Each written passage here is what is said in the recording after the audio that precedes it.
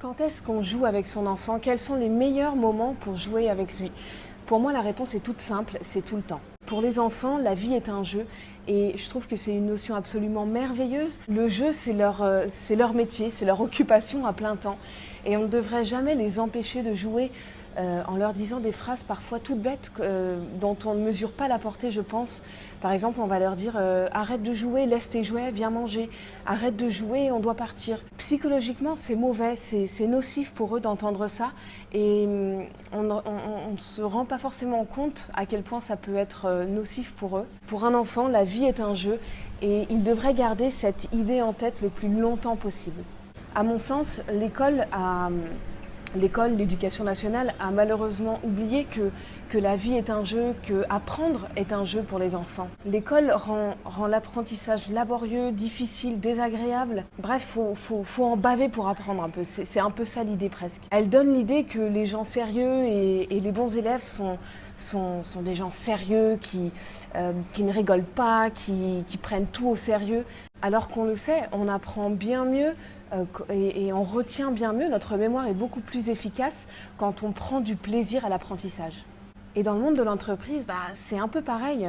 On a dans l'idée que les bons éléments, ils n'ont pas le temps de rigoler, ils n'ont pas le temps d'aller prendre un café, ils parlent sérieusement, ils font les choses sérieusement, ils froncent les sourcils. Il ne faut pas montrer qu'on est heureux, qu'on prend du plaisir, etc. Parce que rigoler, c'est ne pas être bon, c'est être un peu un rigolo, c'est ne pas être pris au sérieux finalement. Bon, évidemment, ça dépend de la culture de l'entreprise, mais quand même, pour l'avoir un peu vécu, j'ai ce sentiment-là, et puis j'ai aussi ce sentiment-là à travers les gens autour de moi qui sont dans le monde de l'entreprise. Et ça, c'est l'école qui nous le met dans la tête, je pense, dès le début, dès le plus jeune âge. Moi, ce dont j'ai envie pour mon petit garçon Léo, ce n'est pas de lui apprendre que la vie est dure, que la vie est hostile, qu'il faut en baver pour avancer, qu'il faut s'accrocher. Non, j'ai envie qu'il garde à l'esprit l'idée que la vie est belle et que c'est à lui, j'ai envie de lui apprendre que c'est à lui de rendre sa vie belle, qu'il a ce pouvoir-là de rendre sa vie belle. Tout est une question de point de vue et j'ai juste envie de l'aider à garder en tête que la vie est belle, quoi. En fait, je voudrais que la vie reste un jeu pour lui, qu'il ne perde jamais de vue la notion de plaisir qu'il a instinctivement depuis sa naissance. Et finalement, il n'y a pas que l'école ou l'entreprise. Je pense que dans notre quotidien aussi, nous, on oublie le jeu, on oublie cette notion de plaisir. Et prendre sa douche le soir, ou partager un repas, ou aller faire les courses, tout, on oublie la notion de plaisir et je pense que c'est hyper important de la réintégrer dans notre quotidien. Tout devient plus facile avec le jeu. On devrait vraiment réintégrer le jeu dans notre vie au quotidien. Je ne sais pas, le soir par exemple, notre enfant ne veut pas prendre sa douche. C'est simple, il y a deux options. Soit il ne la prend pas, parce que de toute façon, il n'y a que nous que ça dérange. Hein. Notre enfant, il s'en fiche complètement, il s'en fiche éperdument de ne pas prendre sa douche. Donc on lâche prise là-dessus, sur la propreté, on va dire. Bon, en plus, vraiment, il n'encourt aucun danger de ne pas prendre sa douche un soir. Hein. Il n'y a vraiment rien de grave là-dedans. Soit on intègre le jeu, on fait passer ça sous forme de jeu. Donc ça va être le premier qui arrive à la salle de bain à gagner, ou qu'est-ce que tu veux enfin je sais pas, il est en train de jouer avec un jeu, on lui dit mettons qu'il est en train de jouer avec une petite voiture, on lui dit on va faire prendre la douche à la voiture, hop on y va ensemble, ou bien dans le bain, est-ce que tu préfères prendre la baleine bleue ou le bateau rouge? Voilà, il faut toujours essayer de garder le côté ludique. Notre enfant, la seule chose qu'il veut, c'est jouer. Donc il faut juste s'adapter à lui. Et puis bon, ce qui est super avec le jeu, avec le rire, c'est que c'est contagieux. Donc je pense qu'on devrait encore une fois là s'inspirer de notre enfant, de nos enfants. Ils jouent au quotidien, dans tout ce qu'ils font est jeu.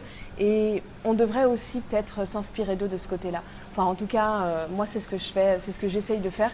C'est pas forcément évident 24 heures sur 24 parce qu'on a nos coups de fatigue à nous, on a nos moments où on a envie d'être calme, etc. Mais quand on intègre le côté ludique à la plupart des choses qu'on fait avec notre enfant, les choses se font de manière beaucoup plus naturelle, beaucoup plus fluide. Et enfin, moi, je le vois maintenant qu'on passe énormément de temps ensemble, on est toujours tous les trois ensemble. Le jeu est en fait une bouffée d'oxygène pour tous les trois. Et les moments de jeu font partie prégnante de nos journées Et en fait, ça change tout, quoi. Donc voilà, c'est le message que je voulais te faire passer dans cette vidéo. Sur ces belles paroles, je te souhaite une excellente journée. Pense à liker ou à commenter la vidéo.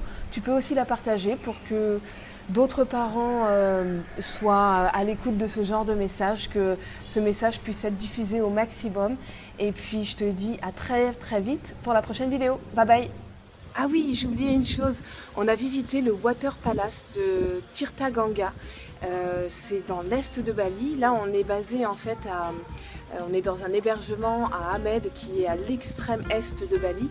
On est là depuis quelques jours et on se sent bien ici, il y a la mer, il y a les montagnes, les volcans pas loin, enfin bon c'est top. Et du coup on est basé ici et puis on circule un petit peu autour de cette ville.